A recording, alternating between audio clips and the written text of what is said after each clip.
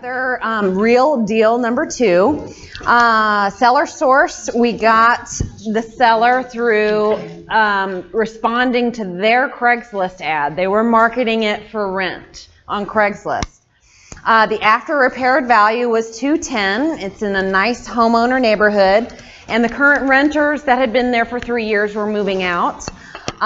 Sellers were okay either with a strong renter or a tenant buyer, whichever came first. And this was, I think I mentioned them before, this was the sellers that were in Costa Rica. We've never met them in person. We did things via Skype. And in this situation, because they're willing to continue to rent, we will tell this owner, we'll say, it's very likely we're going to find a renter before we find rent to own. And so Keith is having that conversation, do you really want to ultimately sell? Because that may take a little bit longer than a renter. But they were fine with, this situation was both, so we kind of adapted and deviated a little bit from our norm because of that circumstance of the seller. Our tenant buyer found us through Zillow. I do not post on Zillow. I use VFlyer, which we'll talk about more later. And VFlyer posted it to Zillow for me, along with to a bunch of other sites. The tenant buyer had a job relocation. They were under a deadline. He was actually staying at a hotel here in Baltimore until he found a place, but his wife was still back. It was either New York or New Jersey, I can't remember. But the husband saw the house in person, and the wife relied on the YouTube video, which we'll talk about that too. We do video tours of all of our homes when we were living in Baltimore. So if you go to our website and look at our older listings, you'll see there's a video tour. And that will seriously help you get ranked, and it will very much help your website ranking. They were short on the down payment that we were advertising, because typically our minimum is 3.5% to 5% is typically what we market, or $5,000, whichever is greater. And they were a little short on that. So what we ended up working out, they had $2,200 down and $1,650 for their first month's rent, which normally for a straight rental, you're just getting 1 month's rent. Sometimes you can get a little bit more, but Maryland in particular caps you at 2 months' rent for a rental, a security deposit. The rent to own price was $2,099. And the way this guy's job was structured, he added to his down payment, to that $2,200 down, $400 a month, because he had a special bonus structure that he got every month. So we structured the contracts. It's a deviation from what we do to the norm, and it was doable only because the owner was fine with renting it anyways. So even though it's not the best, perfect rent-to-own candidate that we're looking for that would have had more down, there's still a notch or two above a typical renter. So we're still delivering more value. So in this situation, after 18 months, they built up $9,400 down, and we negotiated with the owner to get $3,000 of that. So overall, our profit on this deal was $6,400, 22 of it being up front and the rest of it over time. And this was the one I mentioned before, where it just so happened, and we were still in Baltimore at the time, the sellers were out of the country, couldn't be done in person. All the contracts and paperwork were done remotely, and all the communication we did with Skype. And actually nowadays we're not even doing Skype, we're just doing phone calls. It's enough, but the Skype really helped in this situation. So typically we don't do down payments over time. It complicates the paperwork because you do have to do it right to make sure it counts as a down payment. There's a lot of wrong ways to do it where it won't count. In 95% of our deals, we get the full down payment up front. And if the owner, because you might be dealing with an owner that, man, they'd love to rent to own, but they are really going to be hurting if they have to cover that mortgage again. And so they may accept someone, a less than ideal candidate, and we fully disclose, look, for some reason in Maryland, 4,000 is the magic number. People can walk away from 4,000. So you're accepting 2,200. I just want you to know you've just increased there's a chance and the risk of them not purchasing, it's greater. Now, if they had $6,000 to put down, that risk is minimal. $6,000 is very hard for people in general to walk away from. And then I say $4,000 because that's just what it might be different in your market. That's just what we found, where the increased risk of them not ultimately purchasing. So rent to own is designed to be very flexible and use your judgment when you're having to deal with an atypical situation. Consider the circumstances, and most importantly, just disclose everything and give your seller, your owner, all the information they need to make the right decision, because the ultimate decision falls on them and you want it to fall on them.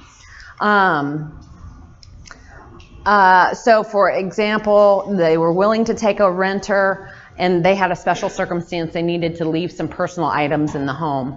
The tenant buyers had very strong income and they were very diligent throughout the process of getting me what I needed. It's an atypical arrangement, but everything was disclosed and everyone was happy. And so you have the flexibility with the link option to truly make a win-win situation. You just need to listen to your seller, listen to your tenant buyer, understand their needs and the timing. And especially if you're taking less down, just help your owner to know, they would purchase, the likelihood of them purchasing increases if you got higher down. Okay, and you want to take over on this one? Okay, what we're trying to do is finish by 3. And so let's try to do that so that we can have lots of Q&A for the folks that don't have to get out of here. It may take us till 4, but we're going to do everything we can to finish by 3, and then we'll answer Q&A until everyone's questions are answered. But we're not discouraging any question along the line, but let's just try to keep the pace going for the next 2 hours to finish, and we'll probably have a break in there as well. So to not just kill this topic of needing a license, I think you guys are getting where we're coming from. You need to find out from your state and your attorneys and get your opinion on, can you be a principal in a transaction in your state and assign contracts. We're telling you up here as speakers we urge you to get your real estate license. I mean, that's the only bulletproof thing that we can tell you is we don't know your state. We don't know what could change tomorrow in your state. So get a license, and it's not just for what we do. It's for anything where you're not taking title to the property. So if your whole vision and strategy is to take title to properties like buy and hold or buy and fix and flip, you don't probably have to worry about it because you're the owner, you're taking title. But all the other strategies that exist, including ours, states are getting more and more aggressive of forcing people to get a license. So let's talk about working without a license if you don't want to get one. Got to turn it on, huh? So just first determine if you can be a principal in your state and get that attorney's opinion. Build a good rapport with a realtor. There's nothing wrong if you just say, hey, for whatever reason, I refuse to get a real estate license. And you are in one of these states where you're not comfortable being a principal in a transaction without a license, then you need to work with somebody that has a license. Now, if Maryland changes their laws and there's whatever proposals to make property managers get licenses in the next 2 to 5 years, we have so many realtors we work with, we're not worried. We'll just tell them, hey guys, we're going to have to do a little bit, you're going to have to do a little bit more. We'll help you through this process. So if Maryland becomes one of these states where you can't do what we do the way we do it in Maryland, we will work real heavy with somebody with a license more actively. Get a partner that's licensed. And always, just as if you're licensed, you must disclose you're licensed. If you're not licensed, you must disclose you're not licensed. Because if you don't tell somebody you're not licensed, they could assume that you're licensed. And if you ever had any issues in court and the judge asked, did you ever tell them you didn't have a license? And you say no, they're going to say, well, they would have assumed you had a license, so therefore you were acting like you had a license. So when I get a seller call, one of the first questions I'm asking is, what have you tried to do to sell your house? I want them to tell me whatever they've tried to do, and then I will say, okay, just so you know, I'm not a licensed person, but here's what we do. I'm not a licensed agent, but here's how we can help you. If you end up needing a licensed agent when we get through talking, I have some recommendations if you don't know of one. But they know in the initial conversation with me that I'm not licensed. Now, we don't have to disclose, I don't think, as investors, that we're not licensed in all of our marketing. That's where, if you are licensed in your marketing, you have to disclose you're licensed. So I only tell people I'm not licensed when I'm talking to them. And we've covered all those things. Don't ever market to realtor-only listings. That's where you can get in trouble with realtors. So, for example, if you are marketing to almost expired listings, those are still active in the MLS. So if your entire marketing campaign is to realtor-listed properties, and you can't demonstrate that you've marketed elsewhere heavily, then yeah, you can get in trouble with the real estate commission because you're picking on realtors, you're picking on their listings. And how long do you think it's going to be if that's all you're marketing to before one of them gets mad enough and apparently has enough time to try to do something about it? It's only a matter of time.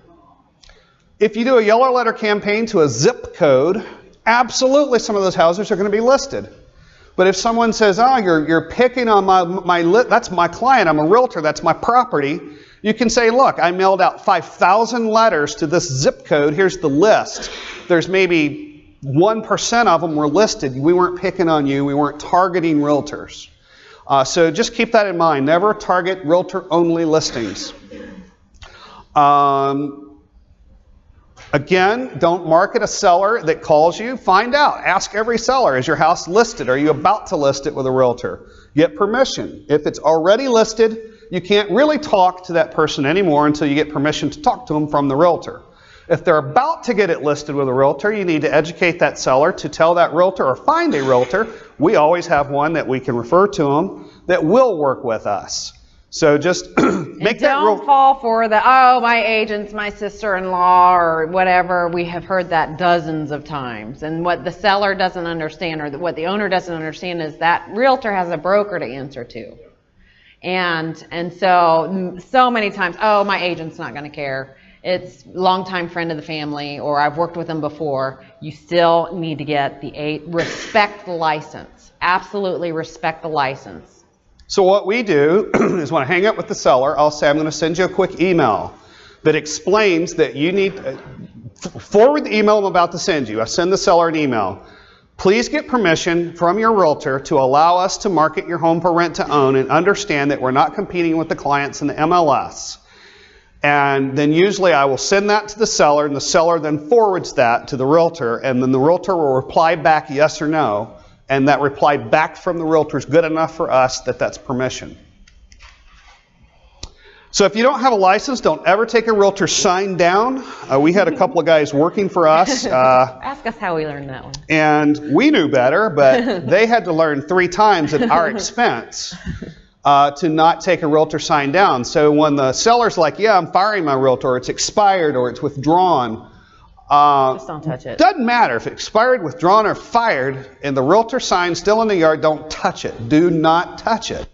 And so don't go stick up your sign right beside theirs either. Wait till that realtor sign's gone. You can mark it without a sign in the yard. If they are keeping their realtor and their realtor has said okay, don't put your sign up next to the realtor's then either. Because all you do is confuse their clients and your clients. No one knows who to call for what. So the realtor's got a sign in the yard. Let the realtor keep the sign in the yard. You do your marketing how we're going to show you, and all the other ways to market the house. And don't abuse your MLS access if you get it like we have it. We never touch the MLS except to search it, to find comps. We don't post to it. We don't go inside the MLS in the back office, anything. We don't touch anything. And Shannon and I don't even share. She has access and I have access, and we don't even know each other's passwords. Not because we don't trust each other, but because they track IP address logins. So if you are a realtor and you're real friendly and you want to give 3 of your friends access because you love them, and they log in from all these other IP addresses, they're going to call you, and you could lose your license because they are logging in through your IP address, or through their IP address through your access. Let's see, what else? Of course, never share passwords. We just talked about. All right, seller negotiating. I think this is what stumps up everybody. You get the marketing, so I hope we've drilled into your head. If you market, you get deals. The phone rings. I think that's where most students quit real estate, is when they talk to a couple of sellers and it bombs, and they're like, I can't do this, this doesn't work. None of the stuff any of these people teach works. And so let's spend some time here on answering questions. Just some negotiating tips is to ask questions, to open it up. If you're scared to talk on the phone, there's nothing easier to break the ice than when you call the seller back or you're answering the phone. My conversations always start off, is this a good time to talk? And thank you for calling me. And yes, I did market to you about your house. Can you tell me what you've tried to do to rent or sell your house? And they will tell you what they've tried to do. And you just say, well, how is that working? What's your real goal here? What would you like to achieve? What's ideal for you? What's perfect for you?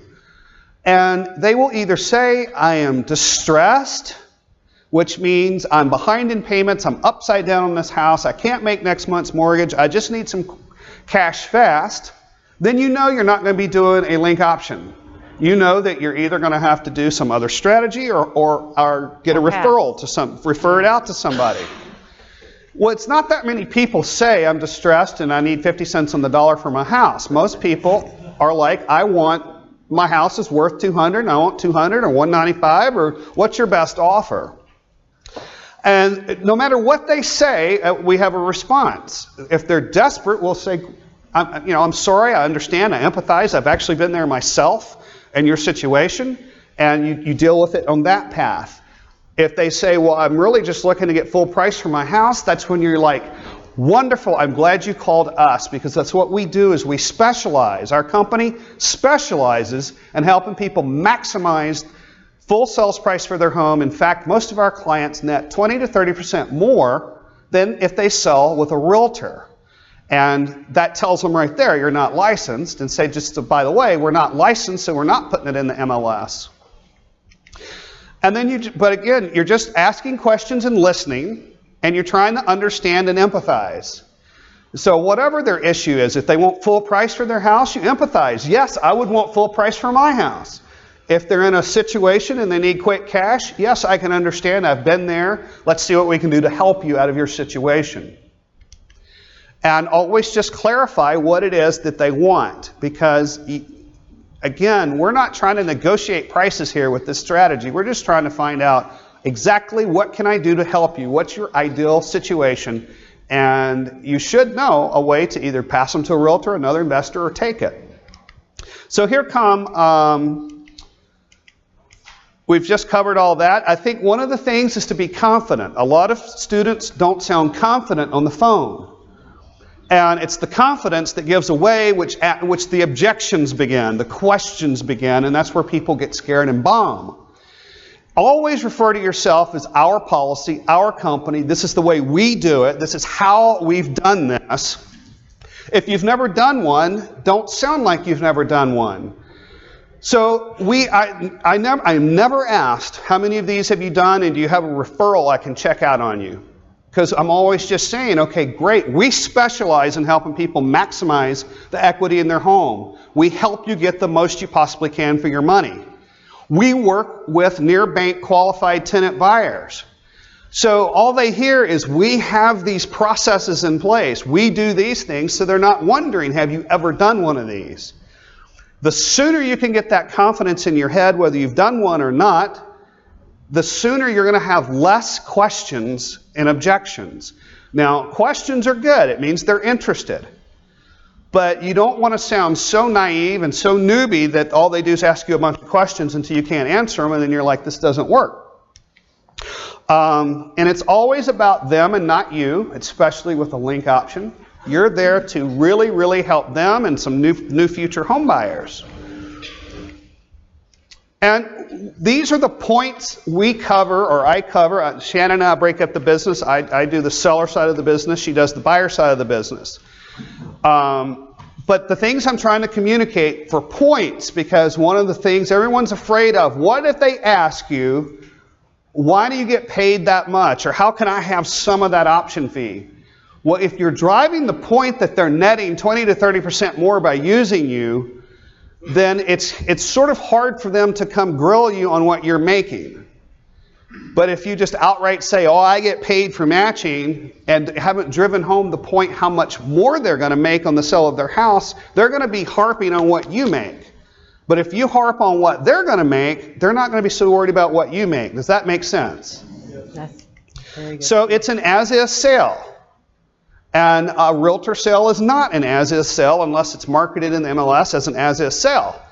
So the question is can tenant buyers do an inspection? We've had 1 or 2 people in all of these years ask, hey, I'm about to do a rent-to-own on that house. Can I do a property inspection? The answer is absolutely yes at your cost for your information. If after you pay for it and don't like what you hear, you don't have to do a rent-to-own on this home and you don't have to put the option money down and you can move on and do whatever else you want. But you're not paying for that inspection. The seller's not paying for that inspection. And we've only had 2 tenant buyers in 11 years ask, can I do an inspection? Most people go in, look at the house, and they can determine if they want to move into it or not. And I reassure them that the owner, if whatever property inspection or licenses and things like that, like for lead or rental licenses, that the seller has already passed that, or they will before you move in. So I do buffer the answer of, yes, you can pay for an inspection, but the owner just did it. He just had to get a rental license. So it's already passed all that. So if that mitigates your worries of why. The one that did ask for the inspection, her intention was to do a lot of renovation. And so she was a little bit more interested than the average tenant buyer of anything underlying that would affect her, $25,000 worth of work that she ultimately wanted to do to that home. That's the only one I can think of. Yeah. Do you suggest, or that the seller get a home warranty for the tenant buyer?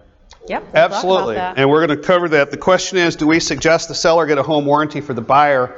And that's one of the selling points we do on the phone with the buyer. There should be a point where we cover it pretty well here. So good question. There's no out-of-pocket cost for our service. So just understand, if some seller wants all these referrals and things from you, it's what you want to find out from them. What's your concern? I'm going to get you more. If I find someone and you approve them, you're going to make all this much more money than you could have made any other way. It's an as-is sale. All closing costs are passed on to the tenant buyer. I don't charge a dime for our marketing, and we're not an exclusive listing service. So really, what is your concern? What do you really have to lose? Well, you're not getting into that confrontational style like I'm just talking about, but if you can present to the seller, I'm so glad you called us because you want full price, and you start kind of just communicating these things to them, they're going to say yes. In fact, pretty much anybody I talk to says, what's the catch? This sounds too good to be true. And you're like, it may sound like it's too good to be true, but it's all logical. What have I said that sounds too good to be true? Because it's just a logical process. So when I'm talking to a seller and I go through the whole, it's an as-is sell and we're going to get you 20 to 30% more, I'll say, let me tell you the benefits on your side, which we've kind of covered, which is you're going to net 20 to 30% more if you can wait 9 to 18 months for our person to purchase. Now, you already understand from me that if you can go list it with a realtor, you may or may not sell it quickly, but you're going to sacrifice some equity in the transaction cost. So now let me tell you about the types of clients we're looking to put into your home. And that's when this is my pitch. You're going to have to get your own style. I will say we work with near bank qualified buyers. And I say a lender looks for 5 things when they're evaluating somebody for a loan. They look at the down payment, their income, their debt to income ratio, their job history, and their credit score. So I tell the seller, our clients have to meet 4 of 5 of those criteria or we won't take them into our program. The only one of those criteria our people can be missing is the score.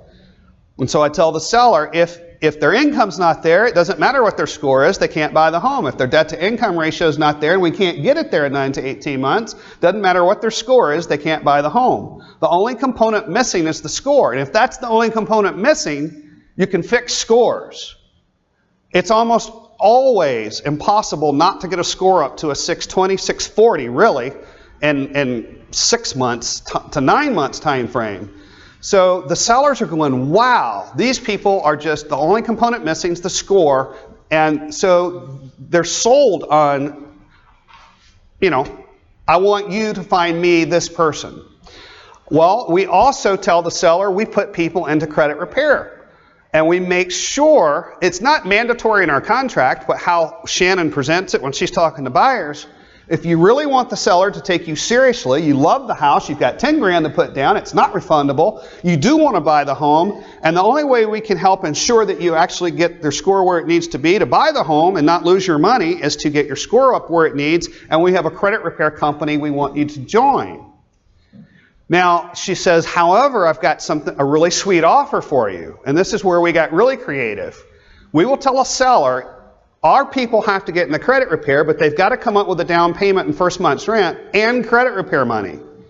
Will you count? And all of our sellers do, so you would be the only one that doesn't. All of our sellers count the credit repair money the tenant buyers come up with as additional down payment, and we will flow it through our escrow. So when then you go talk to the tenant buyer and say, you need to get into credit repair, however, we're going to kill two birds with one stone. You're going to get your credit fixed so you can buy the home, and it's going to count towards your down payment. It works, sells to both sides. Side point, it only really works with Clean Slate, who we use and Wendy uses. If they're already registered with a company like Lexington Law or whatever, it can't be, maybe it could be done, but we don't do it. One of the big differences is Clean Slate is flat fee. They only charge a certain amount of money. Now, they do have payment plans, but we make them do the pay all up front first. Other companies do a monthly fee. And aren't they incentivized to drag out their credit repair as long as possible because then they get paid more?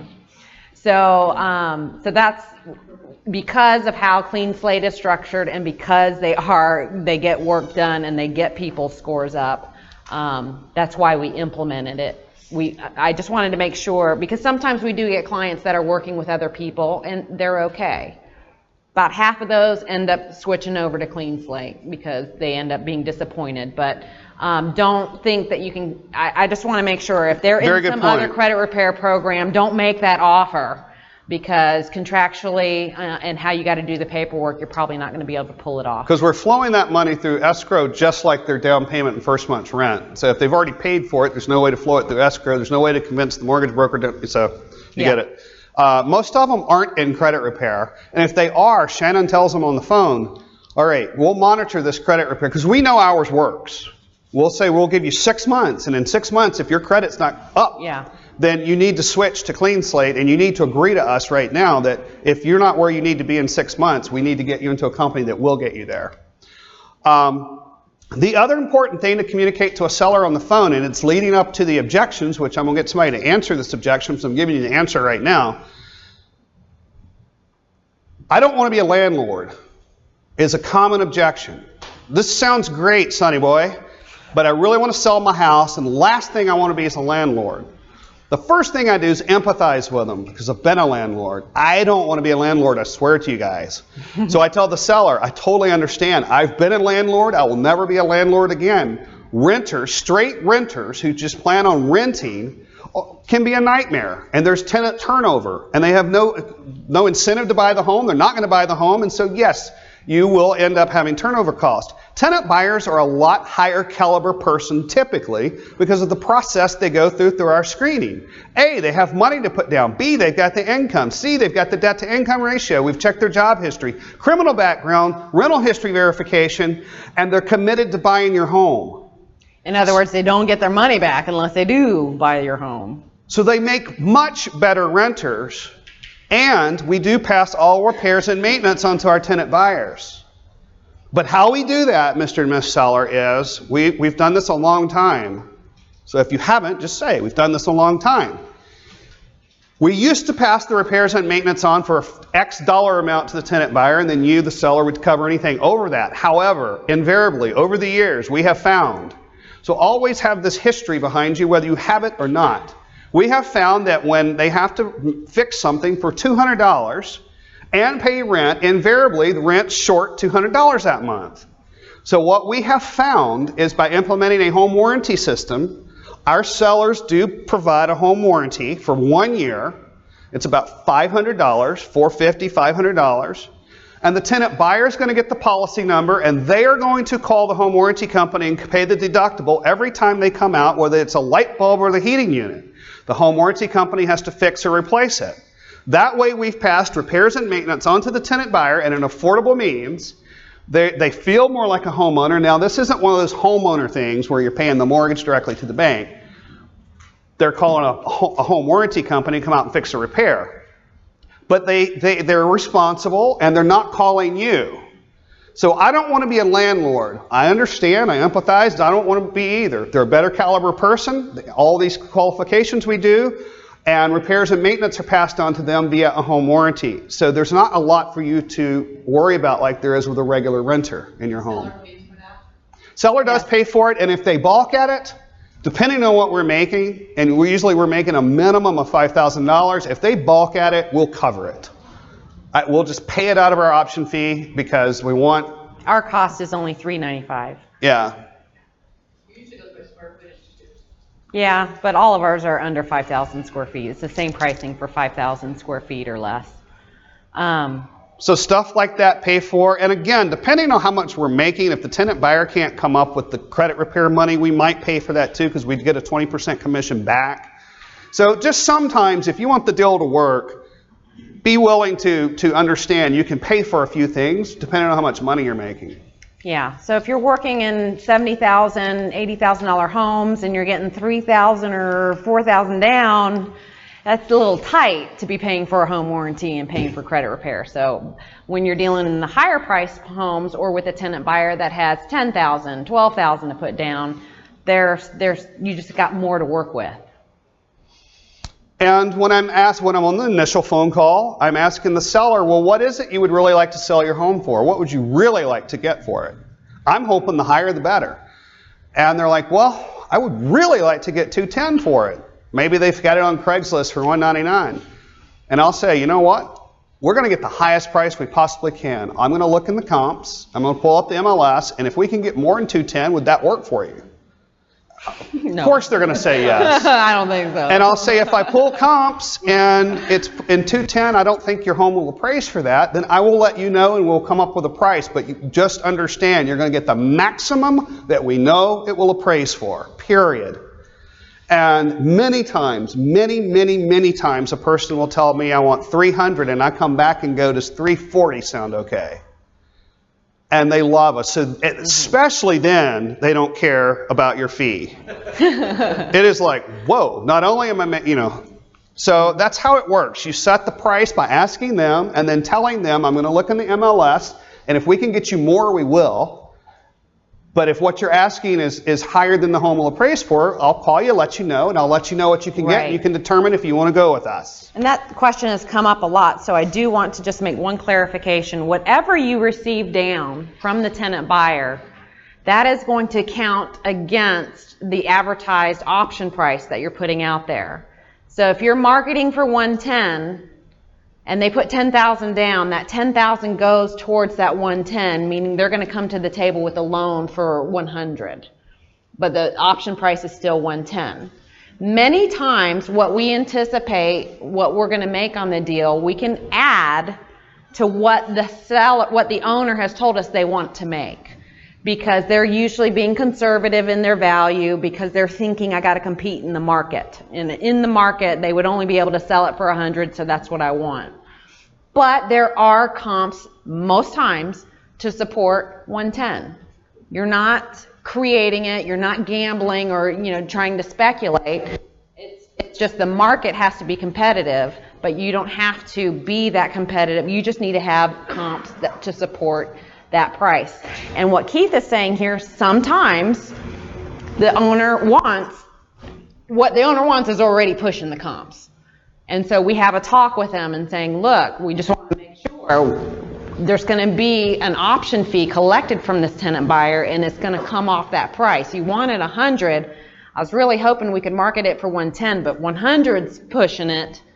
So we want you to understand yes, we do our best to get you what you're asking, but in this situation, we might be getting you 95 or close to 90. So you have that conversation to prepare and disclose, just so everybody knows that whatever that tenant buyer puts down up front needs to count towards whatever price on the house you're advertising it.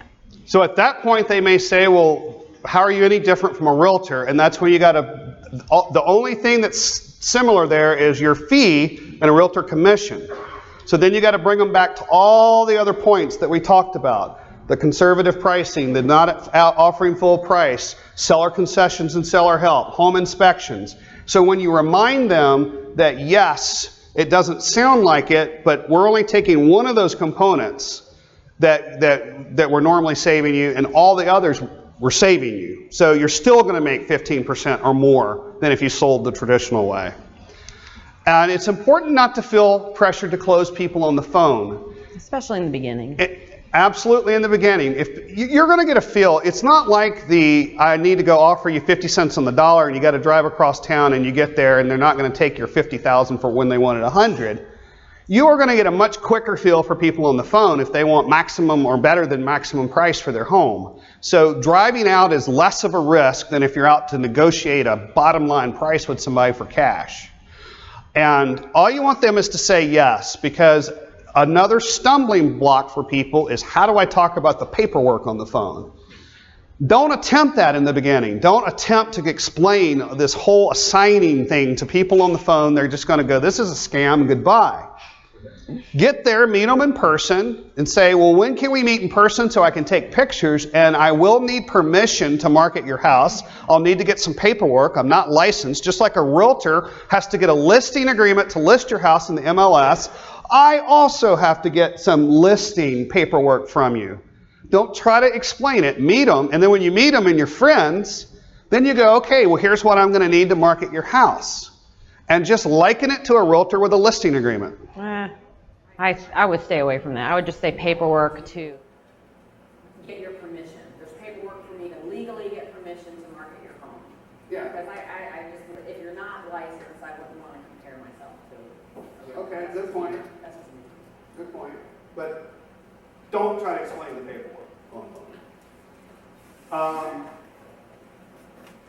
Just some other things, if you can't get them to meet you, then have a really good email. Now, the likelihood that you're going to get the house, if you can't go meet them and they don't want to meet you, goes down significantly. But your last effort here is to send them a nice email with a link to your website, video. Shannon and I shot a video, someone like this, and we got a video explaining rent to own. So they can hear it all over again in a little video, and they can see our faces. And then we have a link to our website. And we do lots of YouTube videos, and so we'll link them to our YouTube site. Yes? Okay, you're talking about meeting them, but like you do it remotely. So do you have someone that goes and meets with them, or you do it all over the phone and you don't ever meet with them and you don't have anybody? Correct. We don't have anybody, we never meet with them, we do it all over the phone, but after years and years of it, and that confidence, and We did in the beginning meet with everyone. but for 8 years, we went to every seller's house. So once you got it all down and you've explained the paperwork 500 times, it's pretty easy to convince people and explain the paperwork. And even then, I don't get complicated with it and try to go, okay, I'm going to do this rent-to-own thing, I'm going to get an option, and I'm the optionee, and then I'm going to find a tenant buyer and a sign to make them the optionee. I don't try to explain it. I just literally leave it as, I've got some paperwork I need that gives me permission to market your house, and I'm going to email it to you after we hang up. Go through it, and if you have any questions, call me back with your questions. Once I get that back from you, I will be able to start marketing your house. And if they say, well, why can't you come meet me? I say, we travel a lot. We're used to working virtually. It's a digital age. Shannon and I are in and out of town. If you wait for us to coordinate schedules, we will have your home placed before we can meet. So if you can just get us the paperwork, we'll have it up on our website tonight. I'm going to get you to get a lockbox on there and send me some pictures. So we can get it up on the website tonight. Literally in 12 hours, we do have buyers calling, if not already in place, because we have enough buyers. And so by the time they have sent that signed paperwork back, Shannon gets it on the website. The next day, we have showings. And they quit worrying about meeting. But it takes a while to get to that point. Mostly for your confidence level. I mean, I'm not gonna, there might be some of you that have super amazing above average sales skills and people skills and rapport building skills. So I'm not gonna say it can't be done, but usually it's an issue, what Keith was talking about, confidence. And the two things that build your confidence is information, not basically knowledge, knowing your stuff. The other thing is experience. You actually have done it. So you can build up that knowledge, get all the information, know the whole, wrap your brain around everything, practice in front of the mirror on objections, practice with, partners or family members or whatever. You can build the confidence that way. And then what is even more powerful is when you're actually doing it yourself and having the experience. And that's going to build the confidence too. So as you do more deals, as you practice, as you get more knowledge, that confidence will grow, and just pick up on the tips, especially if you're in the very beginning stages. What Keith has been sharing about presenting yourself as we are a company. This is what we do, this is what our standards are. That will subconsciously nip a lot of questions in the bud like you won't believe. 2 questions. They're there, and let's keep going because we're not going to hit our 3 o'clock mark. I'm just wondering how you communicate and coordinate those showings remotely. We get to that. Because we cover buyers, and we'll cover that remotely, so you're going to be covered. Would you set up the phone? Is that what you see with the person too? Here's the paperwork, read it through, if you have any questions. I'll tell them on the phone as soon as we get through. I will tell them on the phone, I'm going to need some paperwork from you to give me permission. I'm not a licensed agent. I have to have permission to market your house to present to the real estate commission if they ask. It's way up is what I tell them. And I'll say when we hang up, I'm going to email it to you. But that's virtual. It's virtual. But so Yeah. when you meet them in person. I just bring it in person. We bring 2 sets, because when we met with them in person, we have a folder that we leave with them, because that gives a little professional touch to it as well. Not a crappy used folder, get a brand new file folder. I'll print out 2 sets of contracts, because I want them to sign one, and I want to take that with me. But I also, anything they sign, or anything I take back with me, I want to leave them a copy, so they always know exactly what they signed. And while we're taking pictures, we'll say, hey, I'm going to take some pictures. You review this if you didn't already, because many times Keith had given it to them, but they didn't go through it.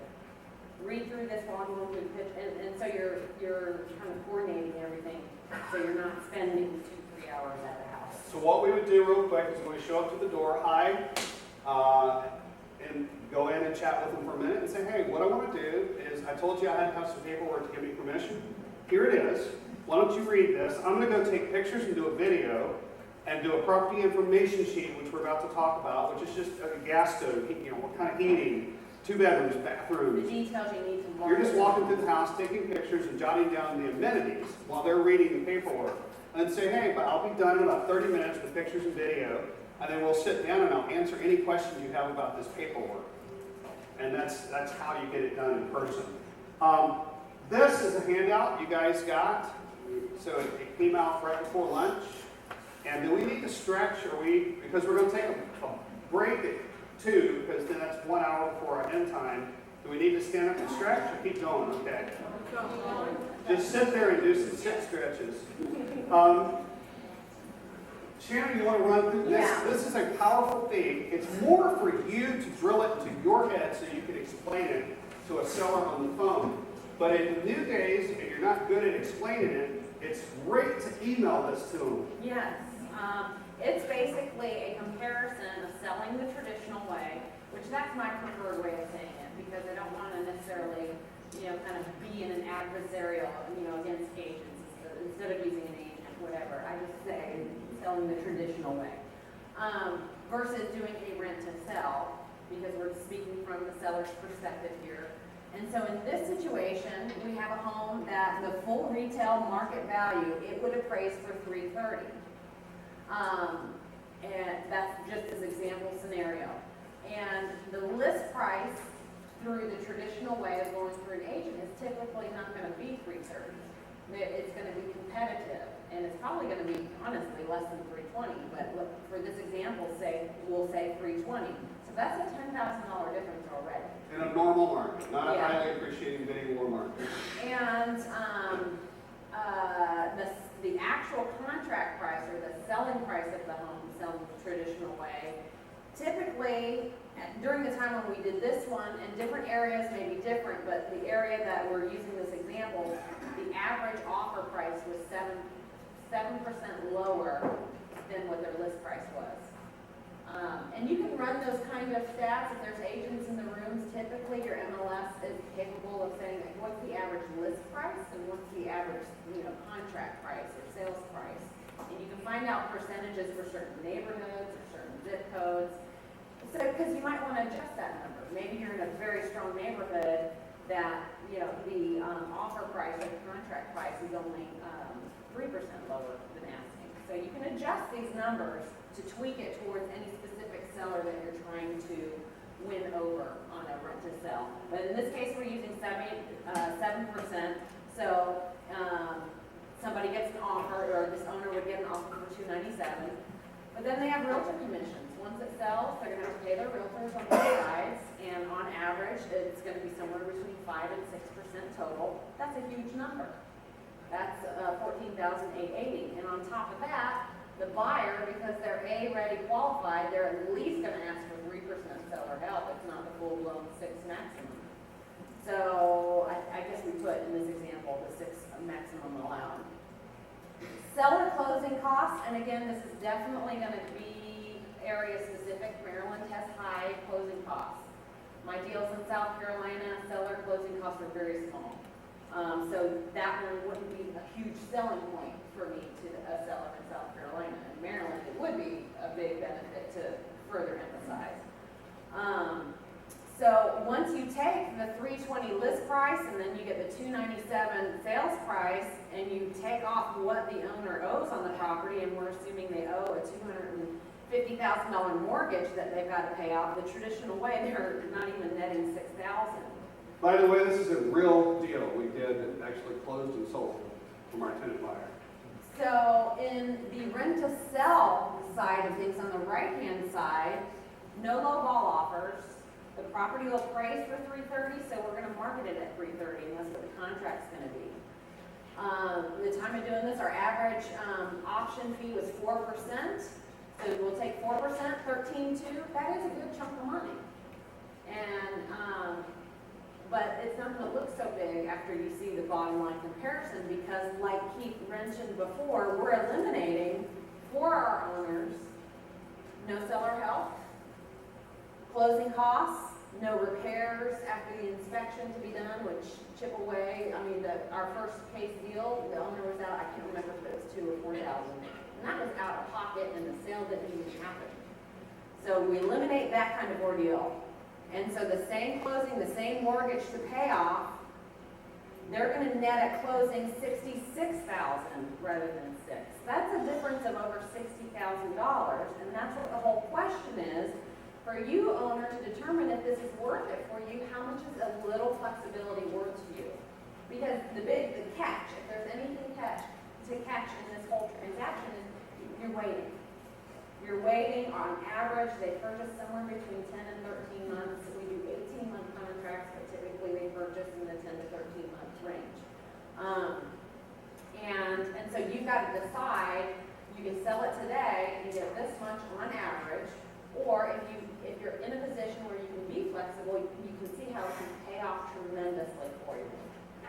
So that is what that tool is for, is to demonstrate the difference in the savings. And you may need to tweak the numbers for your area on that. So you want to?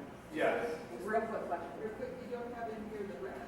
That's right. That is another thing that I have added. Yeah. That would be another thing, because if they're positive cash flowing, they're getting the rent. And let's say their mortgage is $2,000 and the rent's $2,400, so they're netting an additional $400. That would be, if they're significant there, I would add that into the spreadsheet. It could be huge, huge, huge. Yeah. That could make that 60, 100,000, Yeah. possibly, depending on You're right. what it is. So good point. So make a note on your things to add rent difference. If it helps the Yeah. argument, if it hurts the Yeah, argument. if they're negative cash flowing, maybe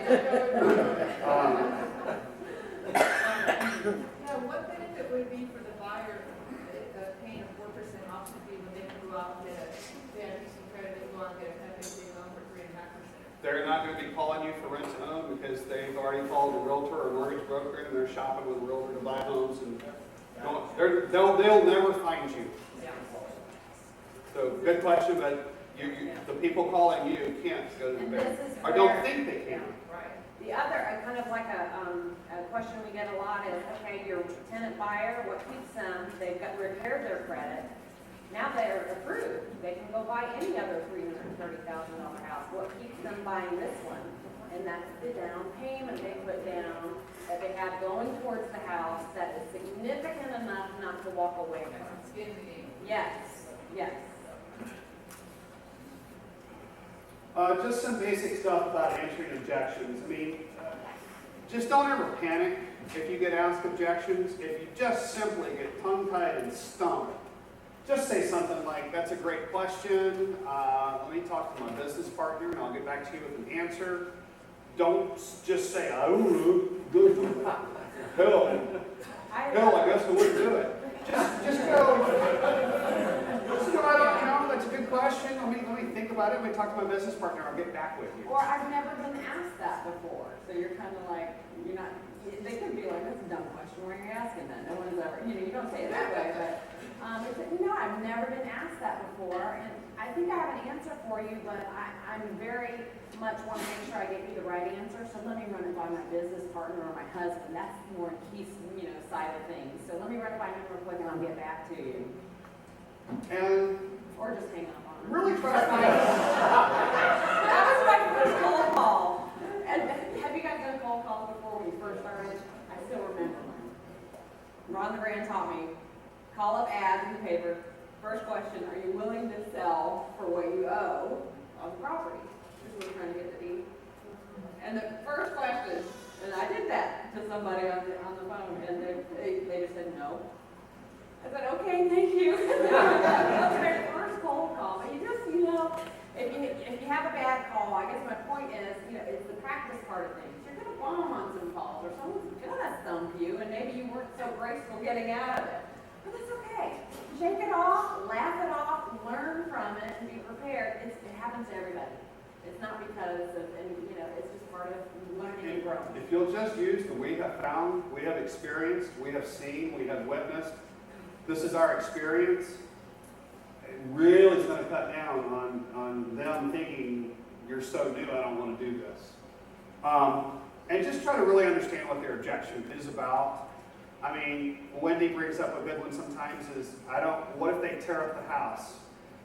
And just say, well, what do you mean, and what's been your experience with tearing up a house? If they say, well, they burned it to the ground, versus they spilled Kool-Aid on some brand new carpet, that's two different things.